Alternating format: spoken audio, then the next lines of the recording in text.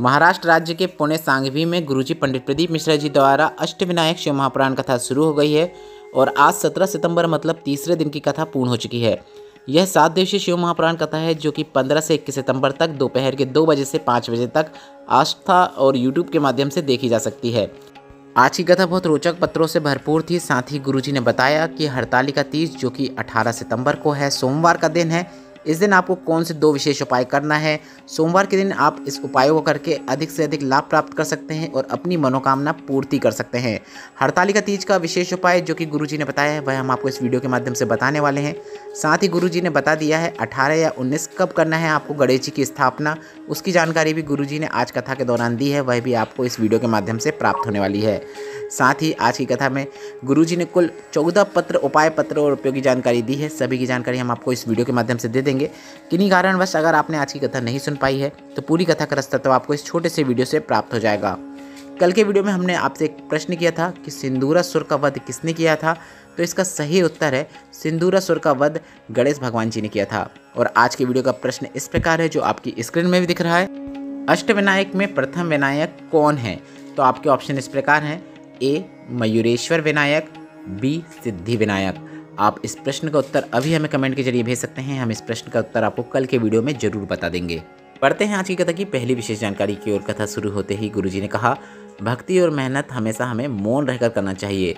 भक्ति और मेहनत आप जितना शांत होकर करते हैं, तरक्की उतना ही शोर मचाकर सामने आती है। बढ़ते हैं आज की कथा की दूसरी विशेष जानकारी की ओर। मैं आपकी कथा 2 साल से सुन रही हूँ। मेरी पुणे में कपड़े की दुकान भी है। मेरे बाएं हाथ की एक उंगली में हड्डी का इन्फेक्शन हो गया। मैंने पुणे के सभी डॉक्टरों को भी दिखाया। आखिर 9 दिन तक अस्पताल में रहने के बाद डॉक्टर ने कह दिया कि इसका इलाज समझ में नहीं आ रहा है। उंगली बेकार ही होती चली जा रही थी, इन्फेक्शन बढ़ते ही चले जा रहा था। इसके बाद किसी ने कहा कि हैदराबाद ले जाओ। इसके बाद हम हैदराबाद गए, उसके बाद बेंगलोर गए, बड़े बड़े डॉक्टरों को दिखाया, सभी जगह कई प्रकार की जांच कराई पर कहीं से कोई आराम नहीं मिला। डॉक्टर ने उंगली के ऑपरेशन का बोल दिया। कुछ समझ में नहीं आ रहा था। तभी हमारी एक पड़ोसन ने कहा, शिव जी के मंदिर में जाया करो, जल चढ़ाया करो। पर मेरा एक हाथ में समस्या थी तो मैं एक हाथ से ही कलश पकड़कर शिवालय जाती और उसी हाथ से शिवलिंग पर जल चढ़ा देती। थोड़ा सा जल को औषधि रूप में प्राप्त करके अपनी उस उंगली में लगा लेती। बाबा से निवेदन करती कि कोई बड़ी बीमारी ना निकले और मेरी उंगली ठीक हो जाए। बाबा की कृपा का क्या वर्णन करूं, मात्र 15 ही दिनों में मेरी उंगली ठीक हो गई। उसी का आभार व्यक्त करने में कथा पंडाल में आई हूं। बढ़ते हैं आज की कथा की तीसरी विशेष जानकारी की ओर। गुरुजी ने बताया, अष्टविनायकों में दूसरे नंबर पर हैं सिद्धि विनायक, पहले नंबर पे हैं मयूरेश्वर विनायक। बढ़ते हैं आज की कथा की चौथी विशेष जानकारी की ओर। आशुतोष साहू जी जो 7 वर्ष का बालक है, उनका पत्र आया जिसमें उन्होंने लिखा, मेरी मम्मी मुझे जल चढ़ाने के लिए शिव मंदिर भेजती हैं। तो मैंने मम्मी से कहा क्या मैं ऐसा करूँगा तो मेरा केंद्रीय विद्यालय में एडमिशन हो सकता है? मम्मी ने कहा हाँ ज़रूर हो सकता है, क्योंकि इससे पहले मैंने कई बार कोशिश की थी, 2 से 3 बार एडमिशन के लिए प्रयास किया पर मेरा एडमिशन नहीं हो पा रहा था। इसके बाद मैंने जल चढ़ाना शुरू किया और एडमिशन की जब पहली लिस्ट आई तो उसमें मेरा नाम नहीं था। मुझे बहुत गुस्सा आया। मैं वहीं मंदिर में लोटा छोड़कर आ गया। माँ ने कहा लोटा कहाँ है? तो मैंने कहा वहीं मंदिर में है, वह स्वयं लोटा से नहा लेगा। फिर माँ ने कहा ऐसा नहीं है, तुम लगातार शिवलिंग पर जल चढ़ाओ। इस साल नहीं सुना है, वह अगले साल जरूर सुनेंगे। मैंने भी लगातार शिवलिंग पर जल चढ़ाना शुरू किया। बाबा ने एक केंद्रीय विद्यालय क्या 3 केंद्रीय विद्यालय में मेरे लिस्ट में नाम ला दिया। उसी का आभार व्यक्त करने में कथा पंडाल में आया हूँ। बढ़ते हैं आज की कथा की 5वीं विशेष जानकारी की ओर। गुरुजी ने कहा, सिर्फ शिवालय में जाकर 1 लोटा जल चढ़ाने से भगवान की कृपा प्राप्त नहीं होती है। हमें सच्चे दिल से निर्मल भाव से शिवालय में जाकर जल चढ़ाते हैं, तभी हमें शिव की कृपा प्राप्त होती है। सिर्फ 1 लोटा जल चढ़ाने से कुछ नहीं होगा। आपको भोलेनाथ के प्रति विश्वास और भक्ति को प्रबल करना है, तभी आपको उसका फल प्राप्त होता है। बढ़ते हैं आज की कथा की 6वीं विशेष जानकारी की ओर। गुरुजी ने कहा, दादा दादी और माता पिता में एक बहुत बड़ा अंतर होता है। माता पिता हमेशा अच्छी पढ़ाई करने को कहते हैं, पढ़ाई में ध्यान लगाने को कहते हैं। वहीं दादा दादी बच्चों को उनके माता पिता की बात मानने को कहते हैं, पाँव छूने को कहते हैं, आदर करने को कहते हैं। इसके बाद गुरुजी ने कहा, माता पिता अच्छी शिक्षा प्रदान करते हैं, वहीं दादा दादी अच्छे संस्कार प्रदान करते हैं। बढ़ते हैं आज की कथा की 7वीं विशेष जानकारी की ओर। गुरुजी ने बताया, जैसे कभी कभी छोटे बच्चों को बुखार आ जाता है तो वह बार बार अपने मम्मी पापा को अपने पास बुलाते हैं और कहते हैं मुझे डर लग रहा है, घबराहट हो रही है, मेरे पास आओ ना। इसी तरह आपके जीवन में जब परेशानी आ जाती है, दुख आ जाता है, तकलीफ आ जाती है, कष्ट आ जाता है, तो आपको भी भोलेनाथ के मंदिर में जाकर कहना है, बाबा मेरे पास आओ ना। बाबा को पुकारना सीखो, बाबा से अपनी बात करना सीखो। बढ़ते हैं आज की कथा की 8वीं विशेष जानकारी की ओर। गुरुजी ने कहा, दूसरों की बुराई वही करता है जो फ्री होता है, उसी के पास इतना समय होता है कि वह दूसरों की बुराई करे। तो गुरुजी ने कहा, आपको शिव भक्ति में इतना मन लगा लेना है कि आपको दूसरों की बुराई करने का समय ही ना मिले। मेरी माँ पिछले कुछ वर्षों से बहुत बीमार थी, उनको डायबिटीज़ भी थी, बीपी भी था, जिसकी वजह से उनकी आंखों की रोशनी कम हो गई थी, चली ही गई थी। इतना बीमार हो गई थी, इसके बाद उनको डॉक्टर के पास ले गए, सोनोग्राफी हुई तो डॉक्टर ने बताया कि इनके गर्भाशय में गांठ हो गई है। उसकी जांच होगी और जांच से पता चला कि 4th स्टेज का कैंसर हो गया है। ऐसी बात सुनकर सब हिल गए। डॉक्टर ने कहा, अब समय बहुत कम है क्योंकि समय निकल चुका है, अगर आपने पहले जांच कराई होती तब कुछ कर सकते थे। इसके बाद हम दवाइयाँ लेकर घर आ गए और बाबा के मंदिर जाना शुरू किया। फिर हमारे पड़ोसी ने कहा कि हमारे पास सीहोर कोबरेश्वर धाम का रुद्राक्ष है, उसे पानी में गलाकर वह जल शिवलिंग पर चढ़ाकर वह जल औषधि रूप में प्राप्त करके माता को देना शुरू करो। हमने ऐसा ही करना शुरू किया।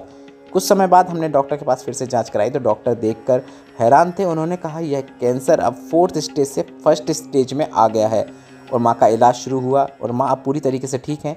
उसी का आभार व्यक्त करने में कथा पंडाल में आई हूँ। बढ़ते हैं आज की कथा की 10वीं विशेष जानकारी की ओर।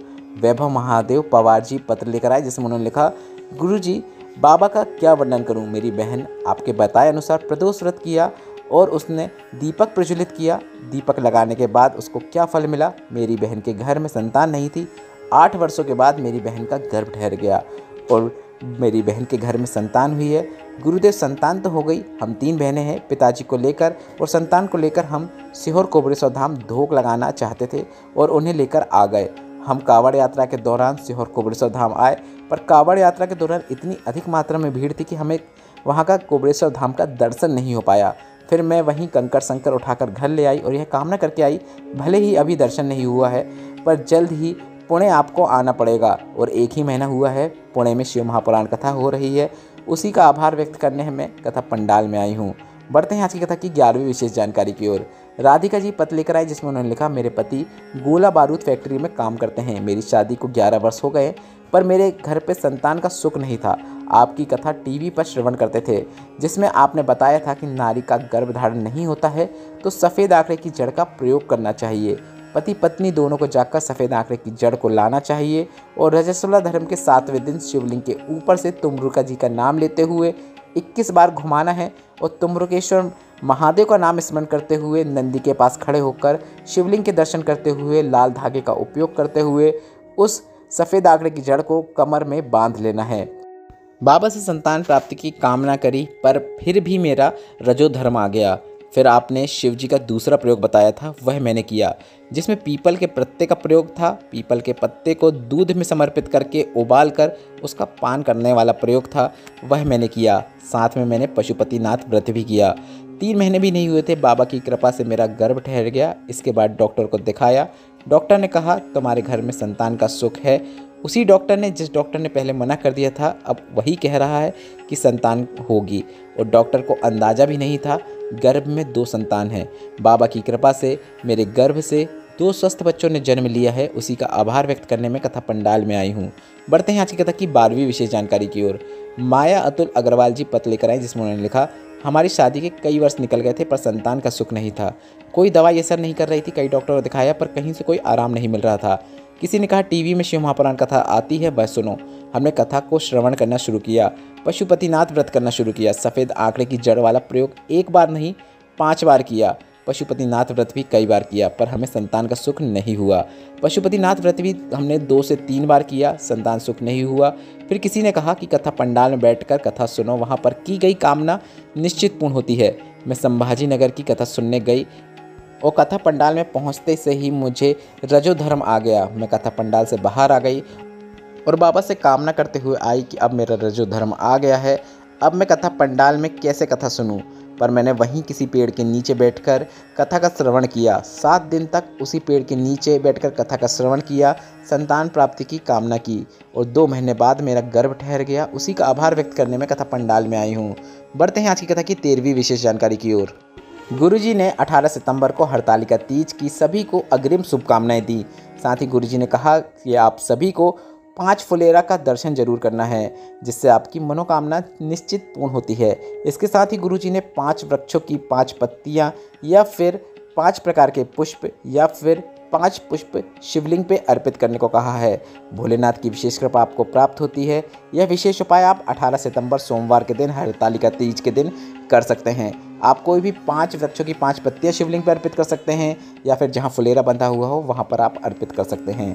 बढ़ते हैं आज की कथा की 14वीं और अंतिम विशेष जानकारी की ओर। गुरुजी ने आज कथा के दौरान व्यासपीठ से बताया कि गणेश जी की स्थापना आपको कब करनी है। गुरुजी ने कहा आप 19 सितंबर को गणेश चतुर्थी का पावन पर्व मना सकते हैं और अपने घरों में गणेश जी का स्थापना कर सकते हैं, मूर्ति की स्थापना कर सकते हैं। इस वीडियो में बताए गए उपायों से संबंधित अगर अभी भी आपके मन में कोई प्रश्न हो तो वे प्रश्न आप कमेंट के जरिए पूछ सकते हैं। वो मेरे द्वारा दी गई जानकारी अगर आपको थोड़ी सी भी उपयोगी लगी हो और आज की कथा से आपको आनंद की प्राप्ति हुई है तो इस वीडियो को लाइक करके कमेंट बॉक्स में हर हर महादेव जरूर टाइप कीजिएगा। श्री शिवाय नमस्तुभ्यम। हर हर महादेव।